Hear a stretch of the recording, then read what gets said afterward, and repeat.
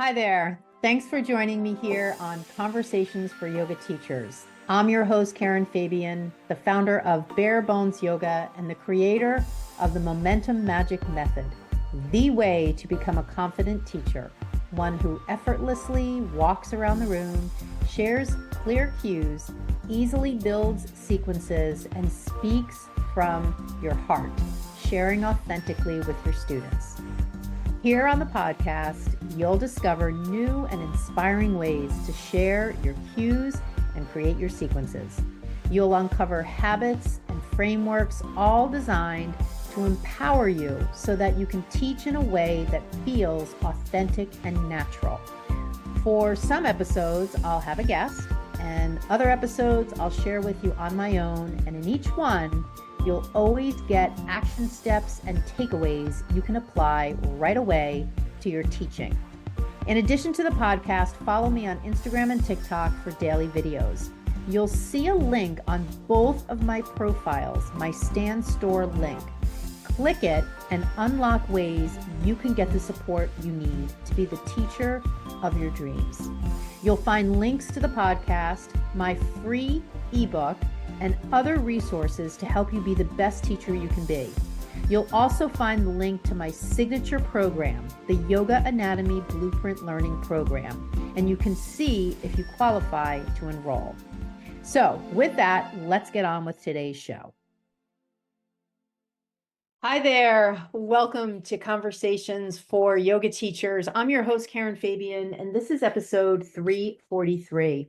I'm recording this intro on April 3rd, 2025, and this is an interview episode, and I'm going to tell you in a moment who the guest is. We had a conversation just about a week ago on March 26th, 2025, and I'm really, really excited to share this with you. I know I say that all the time, but I really am always excited to share these episodes with you where I interview someone, and this one is no exception. So I just want to take one brief moment before I go into the intro of this guest, just to ask you a question, because I'm using my podcast here as a platform to connect with you if you're this teacher. I'm looking right now for new yoga teachers. You don't need to be teaching full time. You could be working a regular job and teaching on the side, but a new yoga teacher who's out there teaching. Obviously, you've finished your 200-hour teacher training and you'd like to learn anatomy. You're realizing you're out there teaching, you didn't learn it in your 200-hour through no fault of your own. It's just the way it turned out. And now you're teaching and you're realizing, oh my God, I really wish I had learned anatomy more in my basic training, because I'm now living the impact of teaching yoga and not understanding anatomy. So if that's you, just send me a DM on Instagram and just share that you listen to the pod and you are a new yoga teacher and you want to learn anatomy, because I'm going to be starting a program that's a really short and focused way to learn anatomy, specifically for new yoga teachers who want to learn it. Now, this is somewhat time limited. If you are listening to this in the month of April 2025, definitely get in touch with me. Although, if you're listening to it at any point after that, get in touch with me as well. Okay, so with that said, let me share with you who we're going to have on the show today, who you're going to hear from on this episode. The guest I have today is Reema Datta. And Reema is the author of The Yogi's Way, which is her brand new book. And of course, we'll be talking about that in this episode, in this conversation. And it's such an interesting framework that she's pulled together to not only help you as a person, but also to help you as a yoga teacher.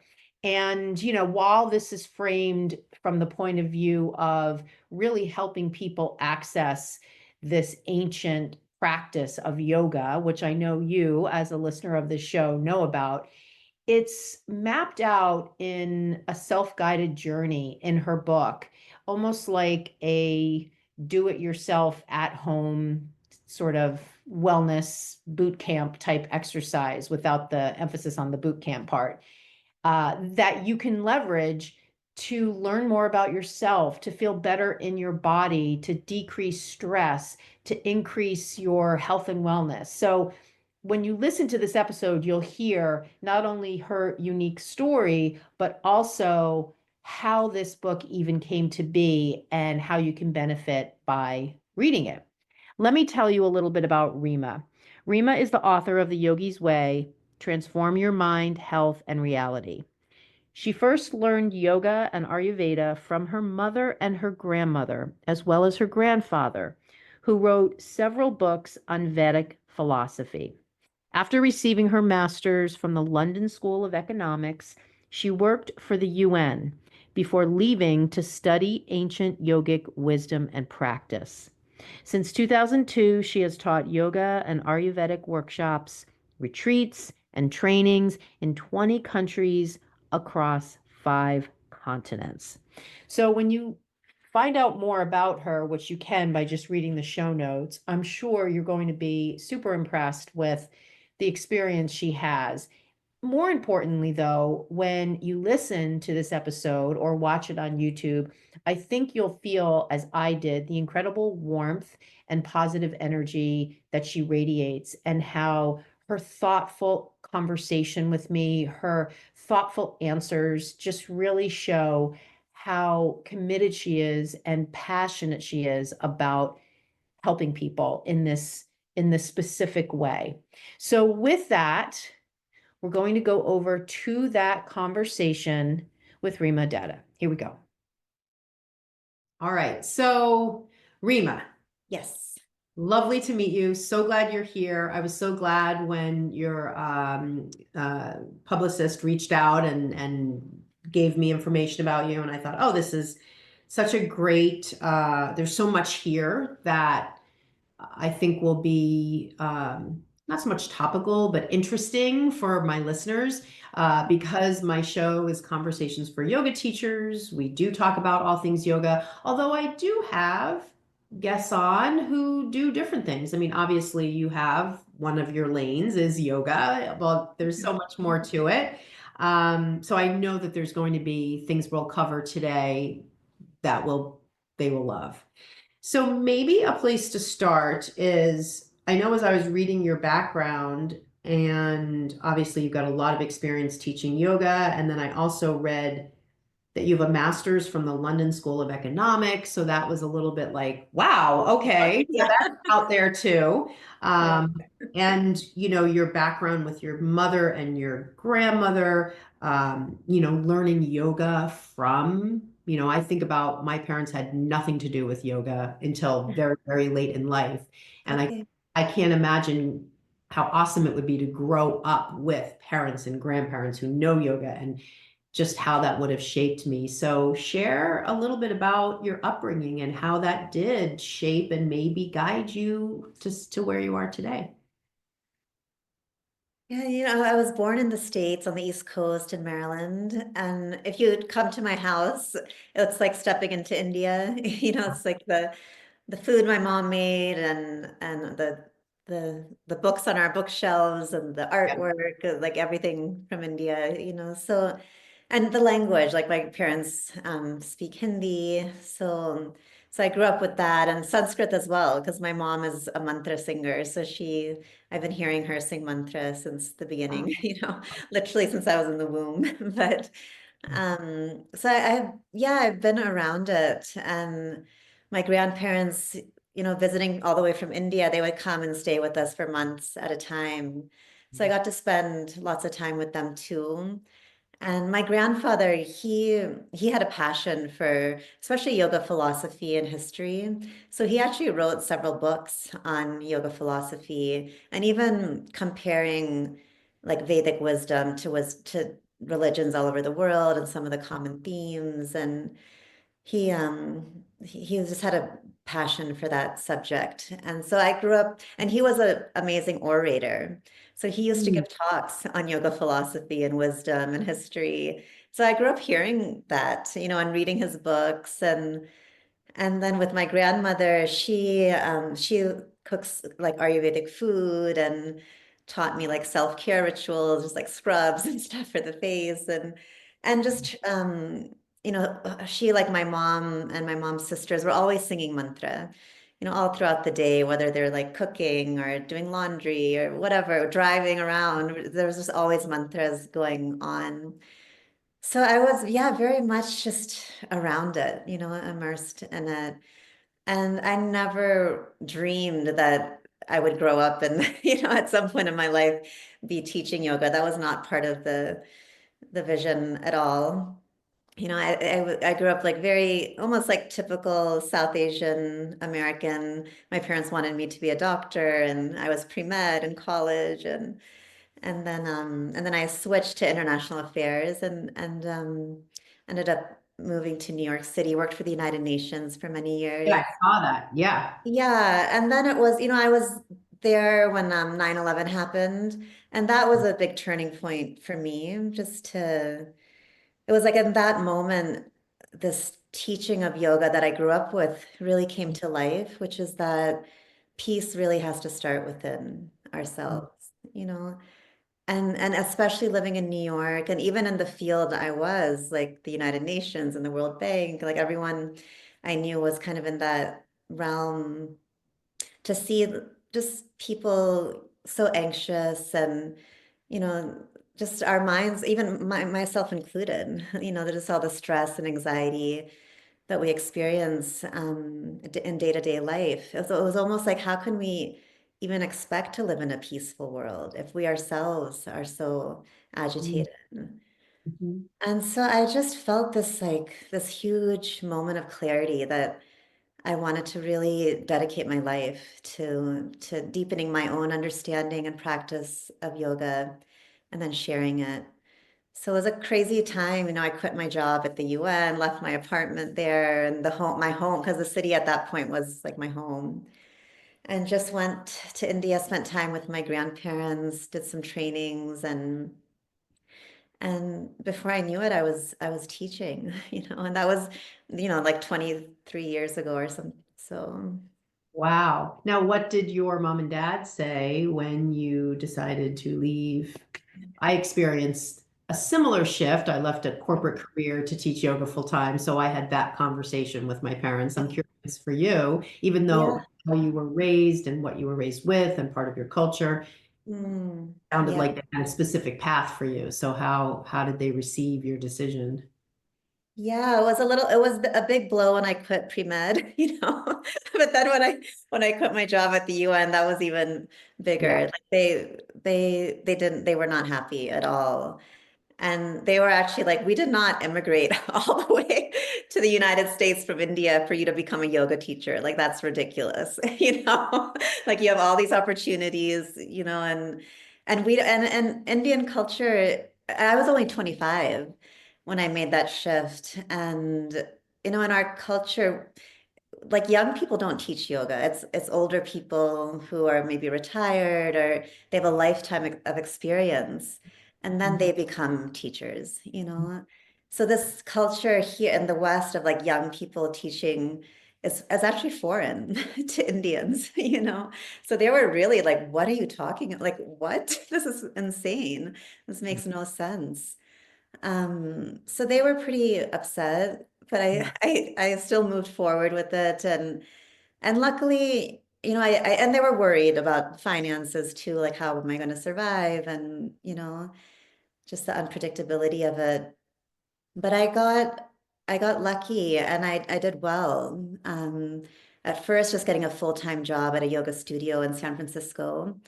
And then after a couple years there, I started teaching workshops and trainings, and was actually doing well. So then it took them a few years, almost a decade, I would say. But then I mean, they started to become happy, and now they're very, glad about it. Yeah. Yeah. I'm curious too, when you mentioned your grandfather, how he was an orator and spoke on yoga philosophy, and you grew up obviously around him.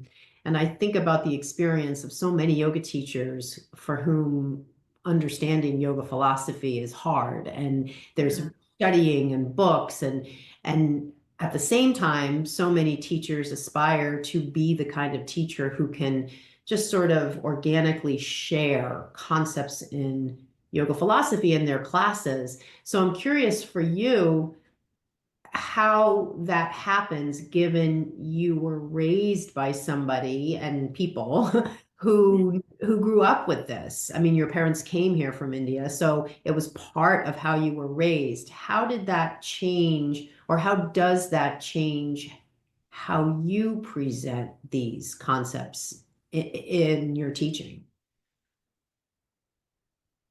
Um, I don't, I get feedback that my classes are very different, and because I'm constantly weaving the wisdom into the Mhm. practices. And because as I've taught, people have appreciated that so much. That's really why I wrote the book, The Yogi's Way is that I think we all know as yoga teachers that yoga is much more than asana. We all know that. But then like what are the teachings on the mind and what are the teachings on consciousness? And how Mhm. do we bring them into our practices and into our lives? Like how do we really apply them? Mhm. Um, I wrote the book to answer those questions because I find that it is difficult. Like yoga philosophy, it's tricky. It's tricky. Like I'm lucky I grew up with Sanskrit and I can read and write in the language and read the texts. And I feel so fortunate that I'm basically a product of two very different worlds because I can understand the wisdom and the philosophy, but I also understand the Western mind. So as I've taught over the last 2 decades, I've realized, like in the book, I talk about swadharma. It's a Sanskrit word, and it means like your higher purpose, like the very specific gifts that you were born to bring into the world, to Mhm. contribute to the world. And I feel like my swadharma is really bringing those wisdom teachings to like the Western mind and in a way that we can really grasp it and apply it to our lives. So I feel like that's what I've been doing and refining over the last 20 years. And so the juiciest wisdom is what I put into this book, which I Mhm. feel like can really, that's like relatable to the world that we live in today and just very practical guidelines on applying them. Mhm. So this is a perfect jumping off point to talk about the Yogi's Way, Transform Your Mind, Health, and Reality. So this is a book you wrote. Tell me a little bit about, I mean, you're telling me a little bit about it now. What inspired you to write the book, and especially this idea of sort of straddling the ancient wisdom with the modern day culture, not just for people walking around, but for yoga teachers too. What kinds of lessons are in there that help people to do that? Sure. In the book, I focus a lot on kleshas, which is another Sanskrit word, which translates to mind poisons or destructive emotions. And those are such strong words, right? Like poisons, destructive. And it just points to the understanding the yogis had of the power of the mind. Like the mind is so amazing. It can be a platform for creativity and peace and purpose and freedom and all these amazing things. But the mind is also powerful in the way that it can destroy us. And so there was a point on my path about 10 years ago when I was having a really hard time in my personal life. I have a 13-year-old daughter, and at the time she was 3, and her dad and I were going through a separation. And that was just very devastating and heartbreaking for me. And at some point, I realized that I'm experiencing all the major kleshas, which, like in the Yoga Sutras, it's the 5 major kleshas are identified as attachment, anger, fear, isolation, and I was experiencing all of them. And like other kleshas are sorrow, anxiety, jealousy. And yeah, this separation, it just kind of brought me to my lowest point. And it wasn't just for like a day, it was for weeks and months that I was Yeah. struggling with these states of minds and these emotions. It was really interesting to me because I was like, just to observe myself, because I was just like, wow, like I grew up with yoga. And at that point, I had been teaching for at least 10, 12 years Mm, and teaching pretty successfully. But still, after all that experience, when I was at my lowest, I still couldn't like get a hold of my mind. mm, I could feel the truth of what's written in the text, which is like the mind can be our best friend or it can be our worst enemy. And when it's our enemy, it can really like strip us of our vitality. mm, Like those kinds of thoughts and emotions, they can just leave us exhausted and stuck and even sick. mm, So as I was experiencing the truth of that, and I was honestly having such a hard time that just like being alone with this small child, I decided to move across the country and move back into my parents' home. When my daughter was three, the two of us moved back to, and it was like a moment of humility and desperation. I was like, I'm just gonna like lean on my parents for a moment and just, get some support. And so while I was at home with them, when I was finally like able to relax a little bit, I would like look around and I would notice, my parents' bookshelves. Again, they're filled with like books of yoga philosophy and wisdom. And so I would just pick up like my daughter just started going to preschool at that stage and I had a few hours to myself. So I almost put myself into a little retreat space like when she was at school and I would start reading those wisdom texts, which I had grown up with, mm, and these texts were like the Upanishads and the Bhagavad Gita and the Yoga Sutras and the Vedas, like the Vedic texts. So I would just pick up those books and start reading them. And even though I was familiar with the teachings, it was like the first time I read them with the eyes of like a mother and like a grown woman and someone who had just experienced a deep wound, mm, and the teachings, they just came alive to me in a very different way. And mm, I noticed like this theme in the teachings, which was just like, how do we understand our minds, like the tendencies of our minds? Like they can take us like into ditches or they can uplift us, but how do we really understand what anger does to us and attachment does to us and isolation and these different states? And like, how can we come to terms, like accept that this is part of the human experience and not judge ourselves? mm, And instead just really hold ourselves when we're experiencing those emotions and go to the mm, to the depths of them. And then really, as we're being with them, get the messages that underlie them. And then comes the healing and the growth. mm, And I found the text had so many beautiful teachings on that process. And I needed that myself. So I started to take myself through certain practices and just like as I was reading the wisdom, come up with certain practices. And it was really helping me. I would come up with like different sequences for each klesha. Like if you're experiencing anger, you can do this type of movement, these types of pranayama practices, sing these types of mantras, do these types of contemplations, and just a whole sequence on each klesha.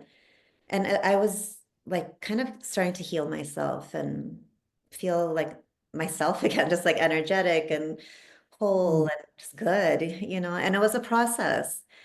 And then, at that same time, around that same time, some of my very good friends who are yoga instructors and have also been on the path for decades, it was interesting because a, there were a handful of my very good friends like that were also having a really hard time in their lives and in their minds, either going through divorces or the loss of a loved one or some kind of financial devastation. And so I would share those practices with them, and that was helpful. And mm, at that point, I had taken like a year or two off of teaching yoga, and then as got ready to go back into teaching, I just went back to my all my contacts and I started teaching workshops I called it Yoga for Emotional Healing. mm, And so I taught that for some years, and that was also very well received. And even just looking at the statistics of what's going on in the world, like the rates of anxiety and depression and stress, it's like off the charts, you know? So a combination of my own experience and the feedback I got teaching and then reading the statistics, I started to feel like I should write a book and get these teachings out more than I could if I was just traveling and teaching, you know, because we're like, we only have so much energy to do that. So I thought if I write a book, then I can reach more people. Mm. Amazing. I mean, it's certainly a practice and a framework you developed out of necessity that came from your own lived experience. I'm curious, as you were telling the story, I almost got the sense that you were sort of surprised at how your personal situation sort of brought you to your knees. Is Yeah. that in part maybe because you thought you had a resilience coming from the background and knowledge and experience that you had in your life? Like, where did that element, I mean, certainly giving yourself compassion to react however you did. And at the same time, I think we all have sometimes a limiting belief around how we react to a situation that sometimes can make it harder for us to move forward because we're beating ourselves up. Oh, why Yeah. can't you get out of bed? Why can't you care for your daughter? Whatever. Why do I have to, sort of giving ourselves grace in that moment. So I just sort of sensed there was a little bit of like surprise on your part as you were going through it. Where do you think that came from? Yeah, I mean, I don't, I wonder if I'm the only yoga teacher, but sometimes as yoga teachers, we think, well, we should be Yeah, peaceful and we should be able to get a hold of ourselves, and these right. emotions and mental states shouldn't like, get us down. And so I guess I had some of that in me. And so it's such a humbling path, right? There's so much Yeah. humility.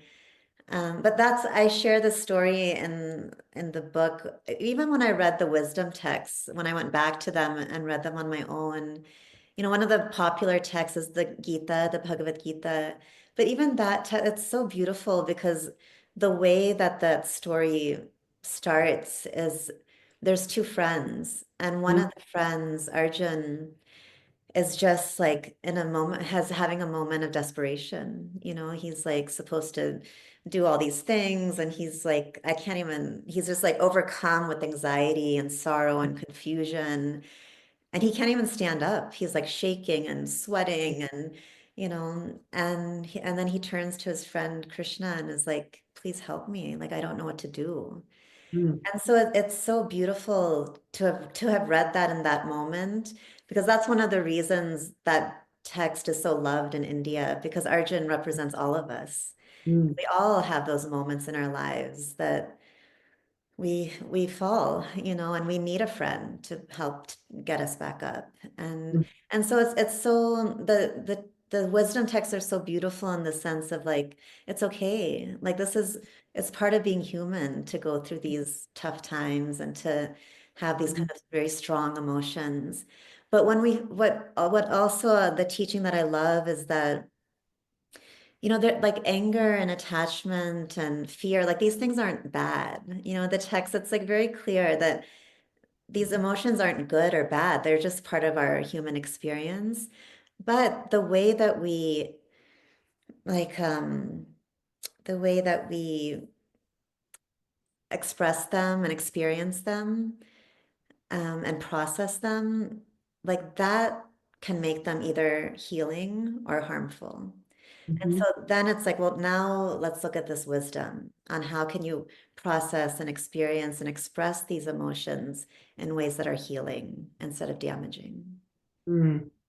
Yeah, it's interesting when you were telling your story. It reminded me of many years ago when I read Eat, Pray, Love, and Yeah. Elizabeth Gilbert talks about that moment when she's in her bathroom on the floor, and she's Mhm. just talking to God and just basically saying, please, like, just tell me what to do. And that just sort of literally bringing you to your knees kind of moment and looking to some higher power for help. Yes, yeah. And then look what happened from that, her Yeah. journey. Yeah, amazing. Yeah, amazing. So I think as you're talking about what's in the book, and I want to talk a little bit more about some of the, some of the concrete steps or concepts in the book. I know I read that there's a framework of sorts in there, the optimal breathing practice, all day yoga habit, anything that can give the listener maybe a little taste of what kinds of things are in there. Mhm. I'm curious though, because I feel like, I mean, you're talking to the converted, like me, the people that listen to this show, they are going to get this, they're going to get this book, they get what you're saying, they can Yeah. probably, anybody hearing you talk that's in my community is going to be able to relate to this. And Mm. then there's everybody, I don't want to say then there's everybody else, but then there's people who don't teach yoga, who don't have a yoga practice, who are very ensconced in sort of the day to day of the way things operate in 2025 type of thing. Who is this for? Like, I guess it could be for anybody. I guess my curiosity is piqued, like, is there a way to share this? And maybe this is what you do in the book that sort of transcends the typical person who might consume this to other people too. Yes, that's such a good question. I wrote the book, for a complete beginner who's never practiced yoga could pick up this book and follow it.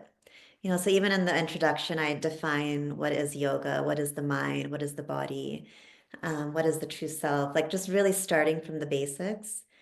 And but in my mind, I also wrote it for the seasoned teacher because even I was a seasoned teacher, and I needed all these teachings because it comes back to what we started with in our conversation, like how do we bring this wisdom into our practice and into our lives? And that's Mm, been something I've been like swimming in that question for over 2 decades, so it was all that exploration, bringing that into the book. Like, so even if you've been teaching yoga for 20 years, like you would get those insights. Like, how can I bring teachings on the mind and on consciousness into my practice and into my life? mm, mm.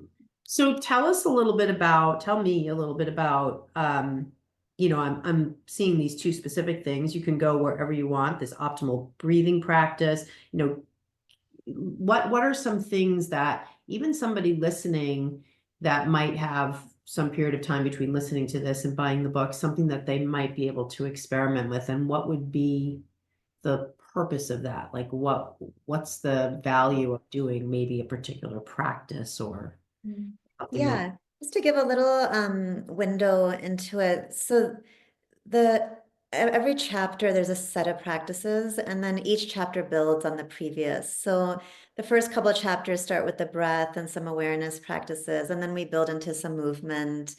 And by the end of the book, we've built a 70-minute practice that you can do on your own. And that 70-minute practice has a couple mantras, it has 2 meditations, it has a 20-minute movement practice. And then it has a series of awareness practices. And so I'll get into one. So just like you end up with this like holistic healing practice by the end of the book. But one of the awareness practices I'll point out, just to give a feel for what those are. So in the beginning, I think it's chapter 2, I define a klesha, which we went over. It's like a harmful thought or emotion. And then we look into the major kleshas, which again are anger, attachment, fear, separation, delusion, mistaking illusion for reality, and then sorrow, anxiety, jealousy. Those are some of the major kleshas. So in chapter 2, one of the things we do is just to identify, like, what are my major kleshas? Like when I'm in the thick of it, what do I experience most? Is it jealousy? Is it fear? Is it attachment? Is it anger? Just identifying them. And that in itself is really like a big part of the work. It's amazing. Like sometimes when you're, just like gripped by one of those kleshas, just to say, oh, that's attachment. Like I'm grasping right now. Mm, And just that awareness, just that loosens the grip, And then there's other things to do, but just that awareness of like what is the klesha? What are the main ones I struggle with? That's one of the practices. And then that leads into in that same chapter, I call it the klesha trigger log, where we start to keep a log every day actually for the book is written as a 12-week course. So you spend 1 week with each chapter. So, so in the practices in each chapter, some of them are just for that week, and some of them continue for the duration of the course. So the Klesha trigger log we do throughout, starting in week 2 until the end of week 12. So we create this log, and every day at the end of the day, we ask ourselves, like, was I triggered today? And like, what triggered me? And what Klesha was triggered? And what mm, was I feeling in my mind and my body and my heart at that time? Like, was my heart racing? Did I get hot in my face? Did I start to tremble? Um, and then and then we start to like see patterns, like what, not just what are my kleshas, but what triggers my kleshas.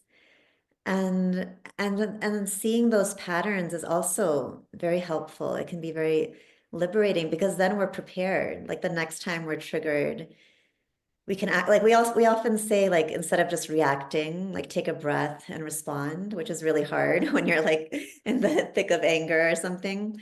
But when you have like when you're keeping a log like this and you're aware of what are your triggers and what are your kleshas, that like primes us to actually be able to pause and like take a breath or two and then respond mindfully.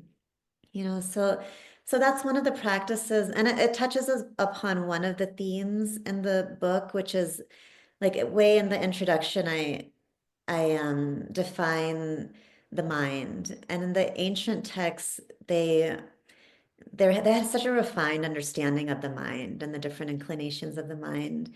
And there's a teaching about the lower mind and the higher mind.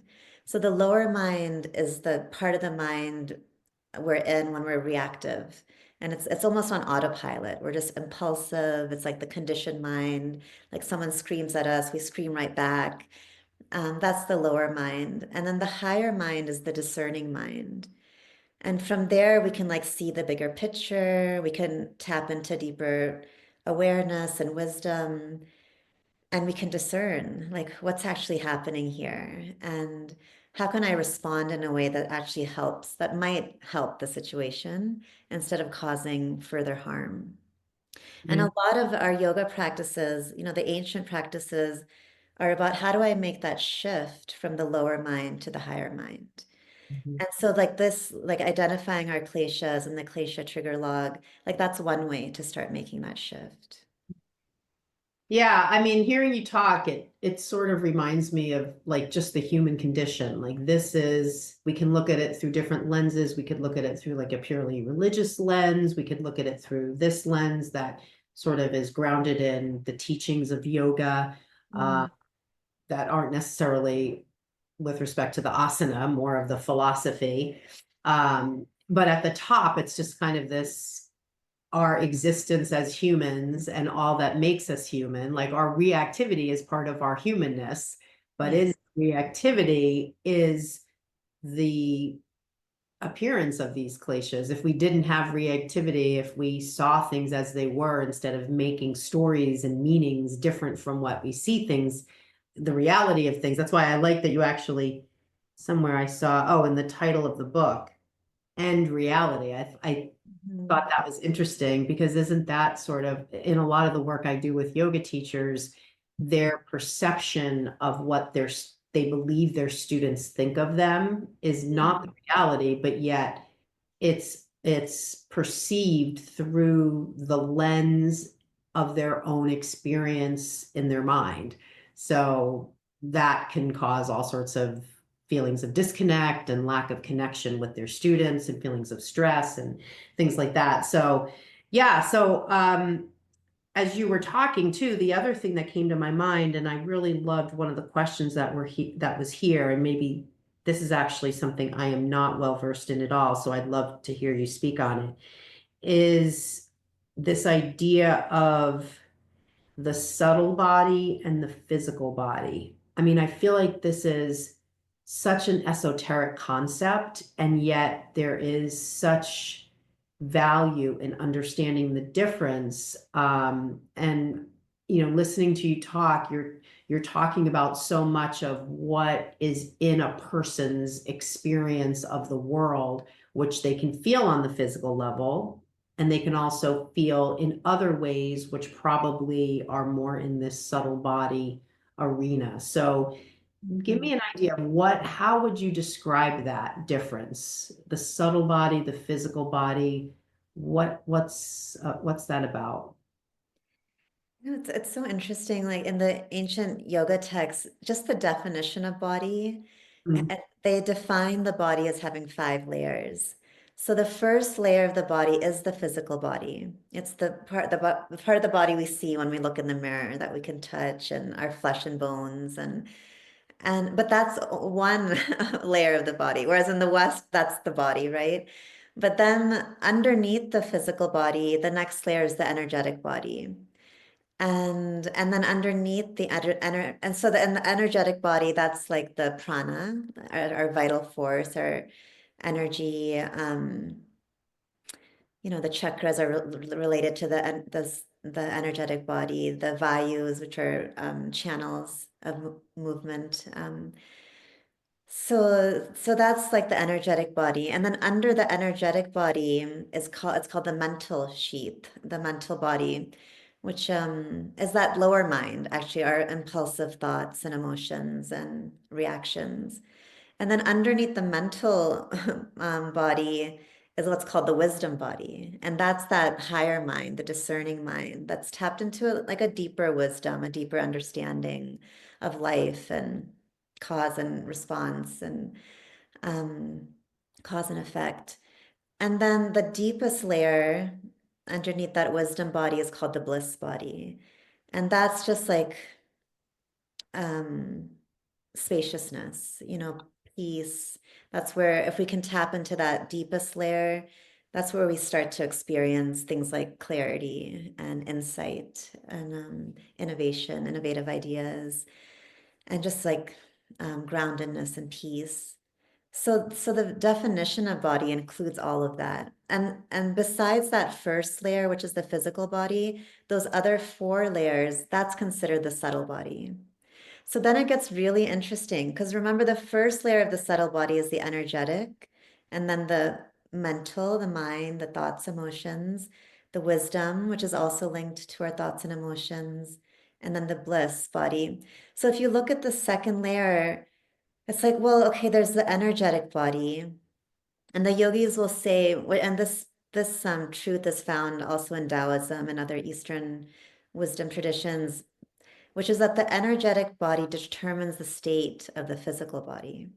So whatever's happening inside of us energetically, that's going to determine the state of our physical body and even the way we experience the physical world. So then we look at the energetic body. Well, what's determining the state of our energetic body? Then we go deeper. It's our thoughts and our emotions that are affecting our energy, which is affecting our physical reality.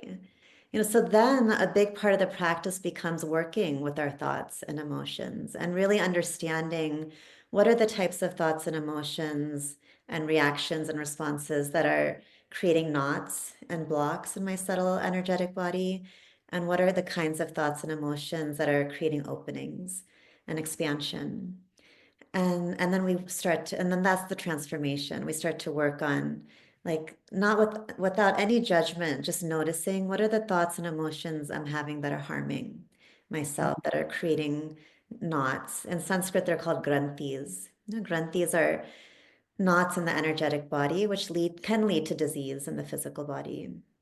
And in Sanskrit, the technical definition of granthi is a very difficult knot to untie, which is why, like in the book, I emphasize the importance of a holistic practice, because to really loosen those granthis, to really loosen those knots and blocks, it's like we have to work at the level of our physical body and our mind and our emotions and our breath, like all of it. And then we have a chance to really loosen the granthis and get prana flowing. Mm. Asana is an amazing practice. It's very powerful. It can help to start loosen some of those granthis. But I find without the teachings on the mind and those practices, it's like the ancient yogis said, they're very difficult knots to untie.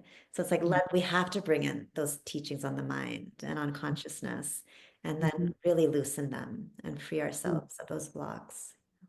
Yeah, when you were talking about the energetic level affecting the physical level, and then later you mentioned disease.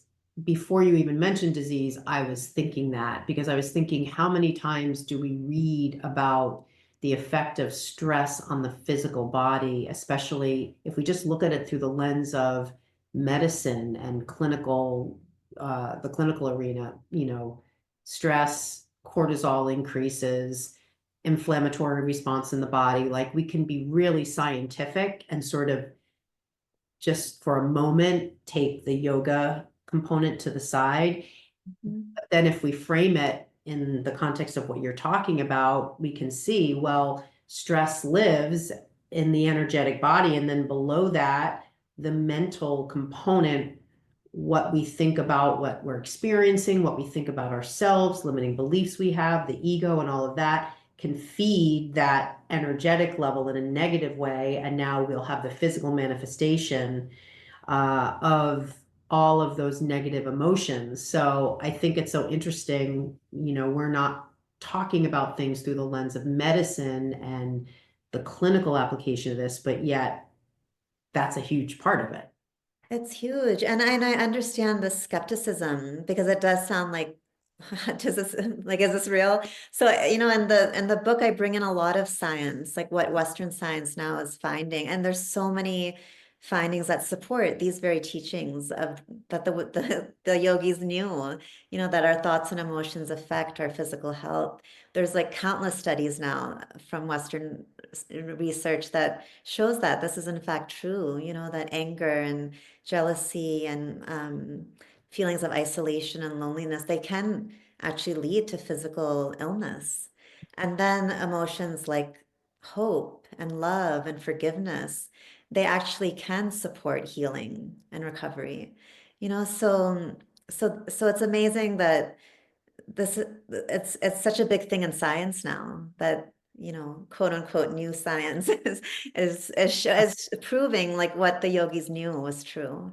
Yeah, very true. I mean, there's so many examples. I remember I was listening to something with Joe Dispenza, and I haven't cross-checked this, but he was just talking about during meditation, the release of oxytocin, which is a feel-good hormone, and the vasodilation effect on the cardiac arteries, and how that creates that sense of heartfulness. We can kind of look at it through the lens of energetics, but we could also tie it to actual biology, the reaction of the body to being calm. And we know, of course, as yogis, deep breathing triggers the parasympathetic nervous system. So even if we just stay there, we have plenty of science to back up the downregulation of the sympathetic nervous system when the parasympathetic takes over, and all the benefits there.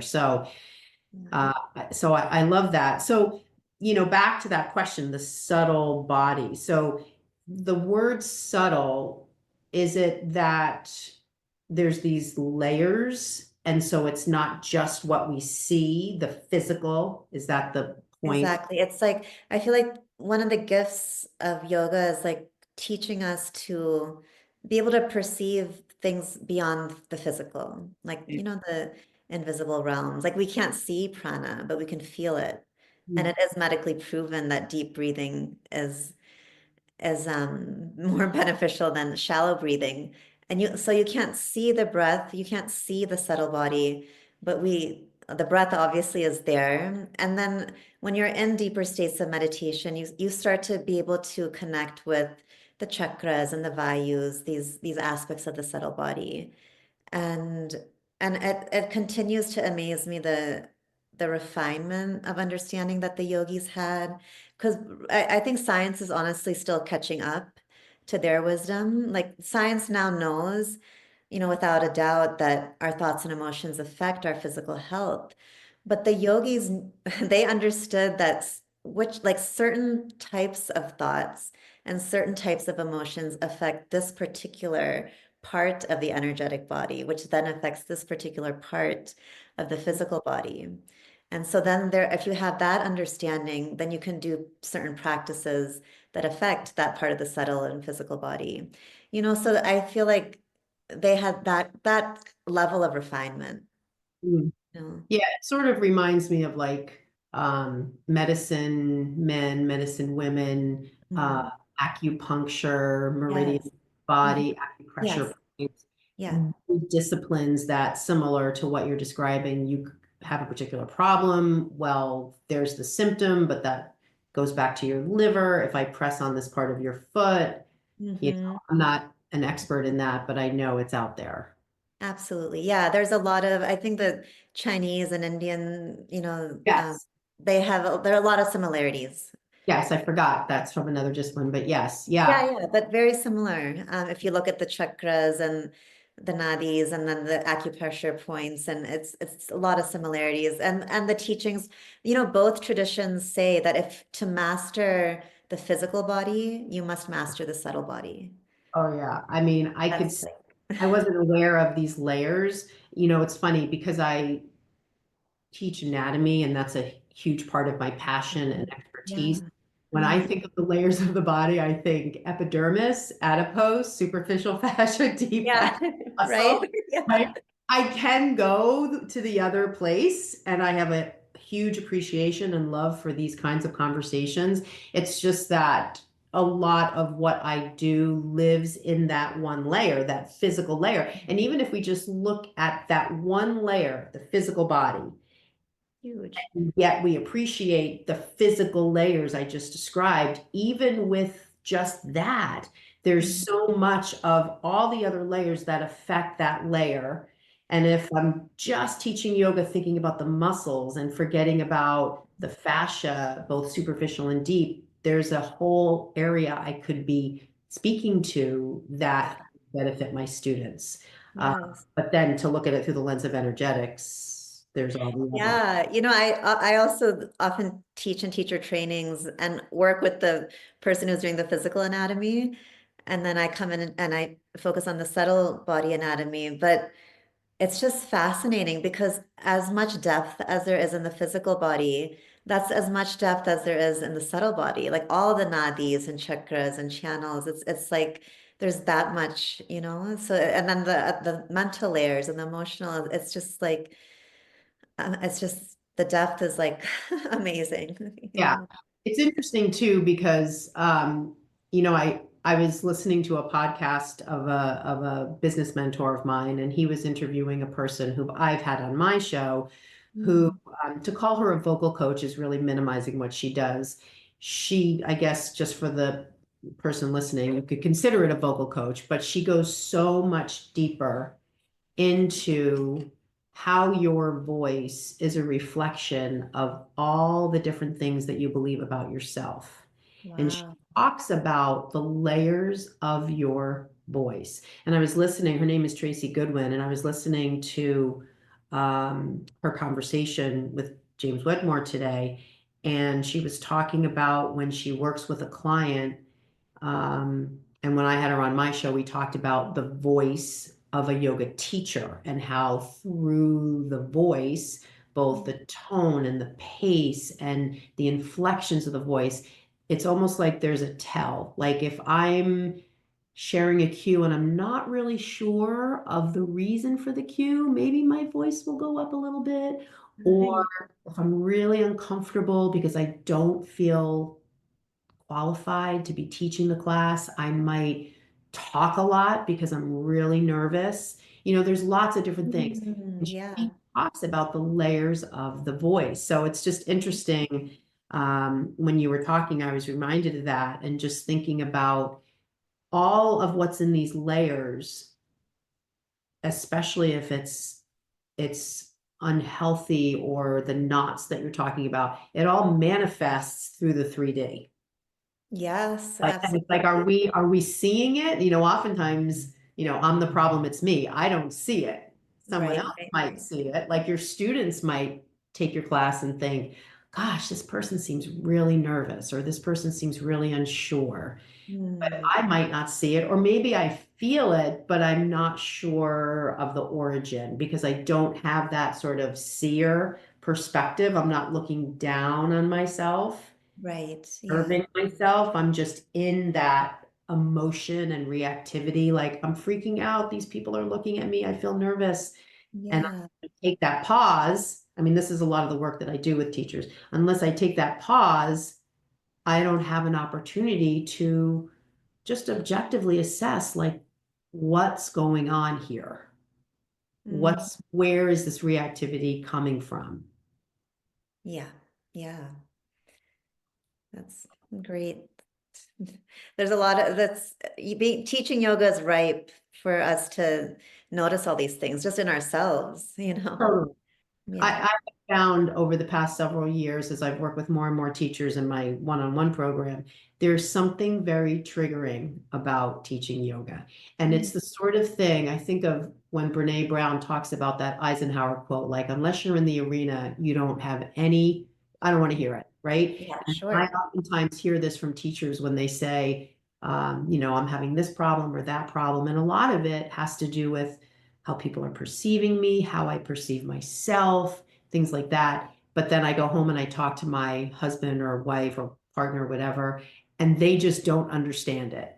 Mm. And I always say, like, you can't really talk to them because Yeah, unless you teach yoga, it's right. really hard to understand. It's even different. I mean, I had a corporate life for 20 years. It's even different from when I did corporate presentations, like from your background, right? It's different from business type presentations or talking in front of people. It's a Oh, very, yeah. I think it's in large part this overlay of the philosophy that people oftentimes Mhm. feel like, who am I to think that I can teach this ancient practice? Mm, mhm. And so it comes through in all these different ways through all these different layers. So I almost feel like your description here of the subtle body and these layers, we could even frame it just for yoga teachers. Oh, yeah. Like how are you showing up on the physical level? What's going on the energetic level? Like it's a very interesting framework just for a teacher to do self-examination.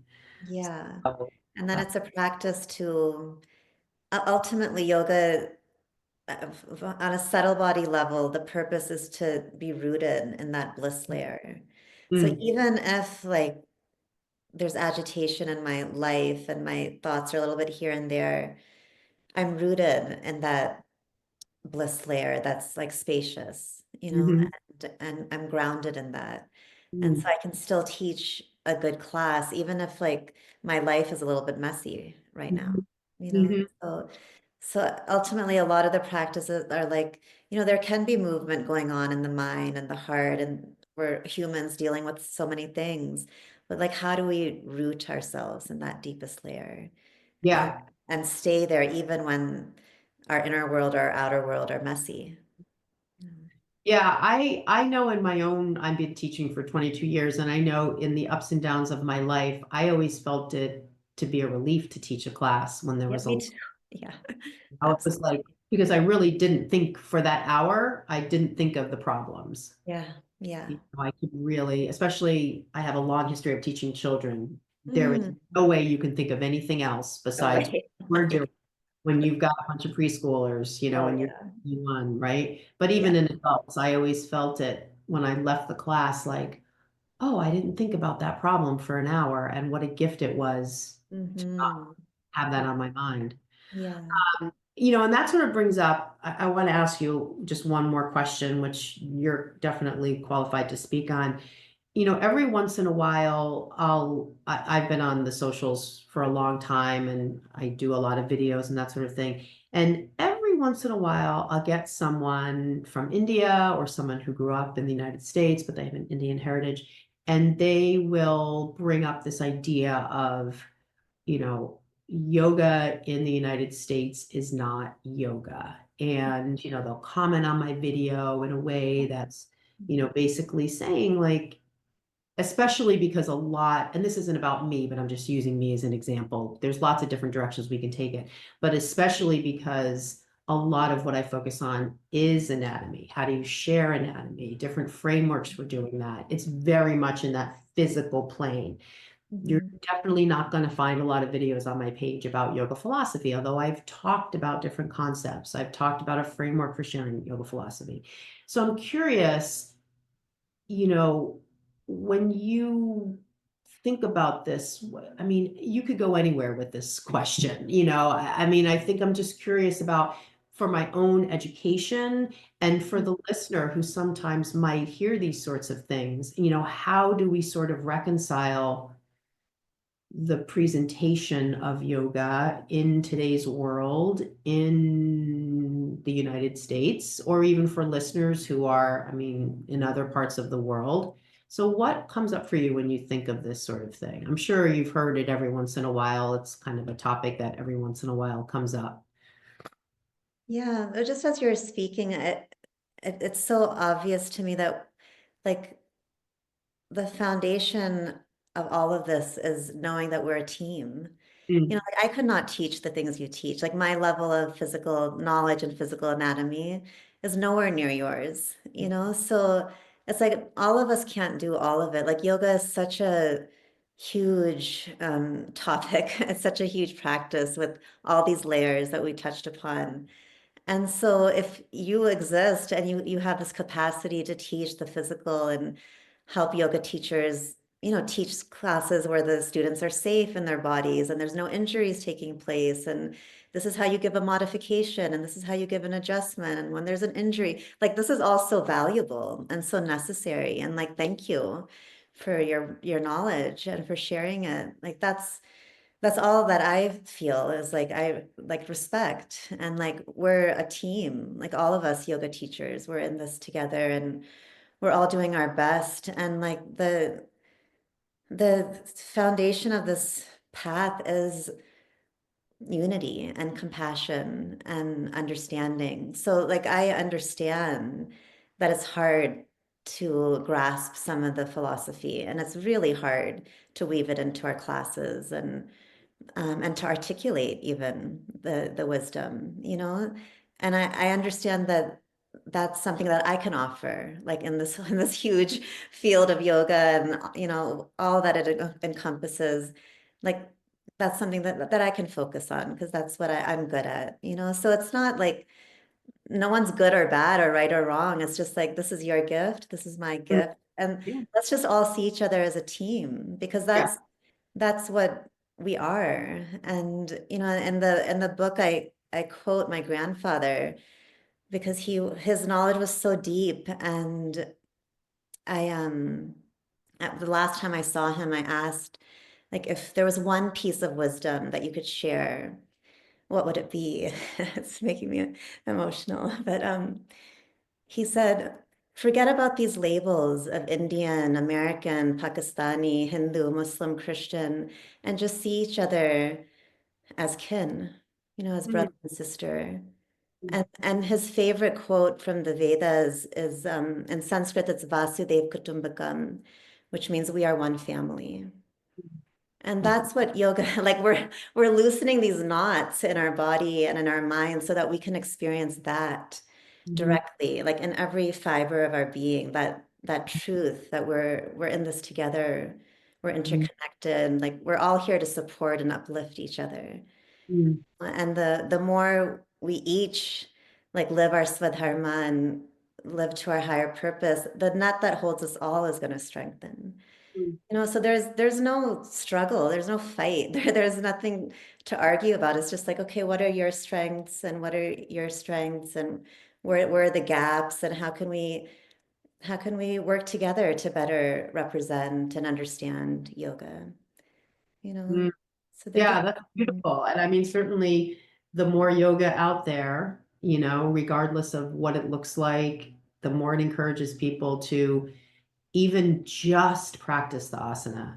Even if we yes. never spoke in our classes about yoga philosophy, I mean, the asana is one of the limbs. It's not like it's off in some other arena, right? And more yoga is only a good thing. I agree. Yeah, it is a good thing. And we can acknowledge that there's room, Mm, to there's room to deepen as all of us, myself included, there's always room to deepen our knowledge and deepen our understanding. And it is true that, we in this moment in time, in a lot of pockets in the world, yoga is equated with asana. Like people say, I'm going to a yoga class, and that means I'm going to go do a series of poses. So that's true. So I understand like the how mm, that can be like it's obvious that there's a lot that's not understood in the mainstream, like that yoga actually encompasses so much more. So we can acknowledge that and work towards, bridging those gaps. And that's one of the reasons I wrote the book, that here's some pieces of yoga that we can bring into our practices and into our lives, and that can help us deepen our understanding of yoga so that ultimately we can better represent it. But just mm, but just acknowledging that that is a process, mm, and and hopefully those other teachings of yoga on the mind and on consciousness will seep into yoga teacher training programs, and we'll start to see yoga teachers who have like more breadth of understanding of yoga, because I do think that is important, but it's just like, how do we approach those gaps in yoga? Like, I don't think it's helpful to approach it in a way where there's like blame and shame and putting people down, because that just doesn't serve anything. There's no reason for that. And it's no one's fault to not know certain aspects, because it's a process to bring the whole practice into the Western world and cultivate. It's like we have to cultivate that understanding. So let's just do the work without any mm. bad feelings, It's just like just Yeah, no, I hey, there's an totally. opportunity to collaborate. Like, this is awesome.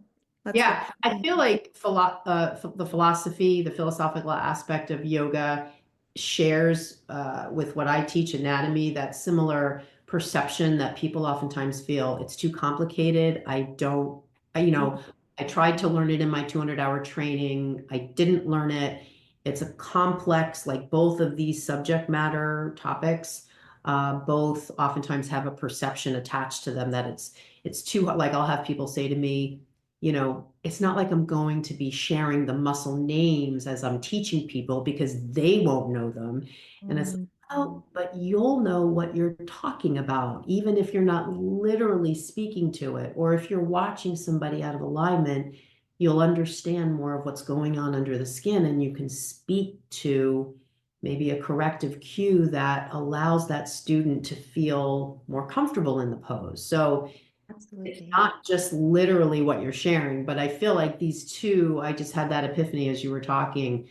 subject matters kind of have that belief attached to them. And I love that you're dispelling that belief by sharing this sort of self-guided exercise that somebody can do, whether it's a yoga teacher or not, to start to become more familiar and more comfortable with these teachings in real life.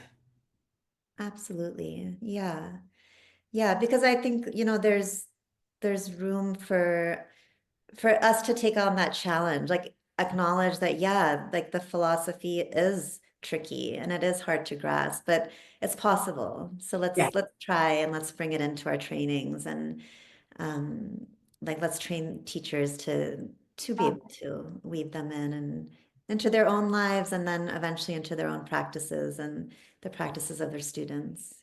Yeah. And what a great way to do it, to go through your 12-week program and to live it as a teacher and to Yeah, do the readings along the way and emerge, or even throughout the time you're doing it, start experiencing these philosophies in your life as a catalyst to sharing that, maybe not literally with your students, but maybe you're inspired to speak to something in your asana focus class that derives from a principle you learned in the book. So I think absolutely. it's a Yes. great way to Mhm. do it. Yeah. So tell the listener how to get your book. Tell us again the full name of the book, and also how to connect with you on social media.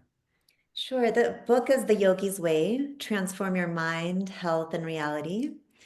And it's on Amazon and all the major platforms. And my social media, my Instagram is Reema Yoga, and my website is the same, reemayoga.com. And as if you look through the book and start doing the practices, you'll see it's there's quite a lot. I give a lot of homework because I didn't want to write a book just on yoga philosophy. I really wanted to write a book where the reader could immediately apply the philosophy into their practice and lives. So there's lots of practices, and the first homework is actually to find a friend.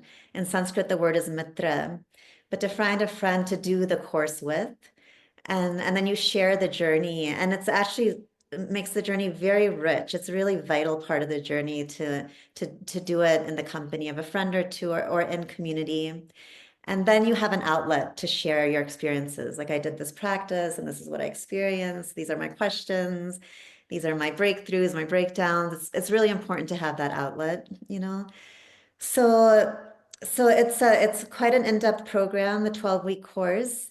And if you want a mitra, or you want to do it in community, I also take people through a 12-week course online. And we go through the book together and through all the practices in the book together. And we meet once a week online and discuss our experiences. So I'm starting one on April 26th. So if anyone Okay. wants to join us, you can go on to reemayoga.com, and anyone can join. Yeah, yeah, it certainly would transfer well to that model where you could take the book, bring it to life in an online kind of guided process, and I would think people would love to have that support. And then you can see other people and hear their questions and Yes, yeah. Because you definitely don't want to be alone on the path. Because I find that some of these practices, they can actually be stressful and they can cause anxiety. But if you're doing it amongst a community and you're cultivating friendships, then it actually becomes this really juicy, fun journey, you know? yeah, that's great. Fantastic. Well, it was absolutely amazing to spend time with you. I found it such a thoughtful conversation and insightful, and I learned so much, and I will definitely be getting the book. I Awesome. can't wait to start to go through it. And this conversation will go live a week from Monday. Okay. So when it goes up, I'll send you the link. And if you're okay with the video part two, I can post the video on my YouTube channel. So you'll get a video version and an audio version, which is kind of the standard way people listen. But now I do stuff on video just in case people like, especially when you have a guest, they can see the person in Yeah. the Cool. conversation. And yeah, and I just thank you so, so much. And I hope that we have a chance to maybe collaborate again in the future. I hope so. So nice to talk with you. Thanks for having me. Talk to you. Okay, I'll talk to you soon. I'll send you that link in about a week. Okay. Have a great Okay. week. All right. Bye-bye. Bye. Thanks for being here with me today. I hope you enjoyed the episode. And hey, one more thing. While I don't know you personally, I know what a yoga teacher looks like who's ready to have a breakthrough to being the kind of yoga teacher who walks around the room, sharing cues you know the reason for, understands anatomy, teaching signature sequences without notes or any need to practice with class, and loves teaching yoga without stress, anxiety, or nervousness. If you are ready to be that yoga teacher, here is your next step. DM me the words podcast offer, and I will give you a special incentive to work with me inside of my signature program just because you are listening to the podcast. DM me on Instagram at Bare Bones Yoga. I can't wait to hear from you.